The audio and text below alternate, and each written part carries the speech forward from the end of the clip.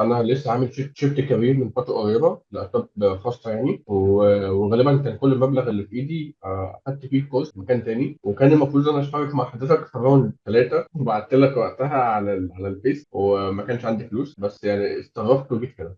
مش عايز اعمل مقارنه بين المكانين، بس عايز اوصل فكره انه انا هناك اتعلمت، بس هنا انا فهمت انا رايح فين. لما انزل الفيلد نفسه انا فاهم انا هتوجه ازاي، اتحرك ازاي. كميه الحاجات اللي انت بتشرحها بطريقه الخبره بتاعتك بتوفر كورسات كتير، بتوفر كتب كتير، بتوفر مشوار طويل قوي ينفع تمشيه وتتوه فيه. يعني وانا في الكورس التاني انا عايز اقول لك انا شفت ناس تايهه وطالعه بعد الكورس تايهه، يعني هي مش عارفه هتطلع تعمل ايه او هتروح تكمل ازاي او هتبدا من فين. هنا انت بتتكلم بكميه خبره وبكميه سيتويشن وبكميه ترتيب استراتيجيات، انت مش سايب حد طالع تايه، انت بتقول للواحد هتمشي واحد اثنين ثلاثه اربعه خمسه. حابب اشكرك على وقتك، على كل معلومه قلتها.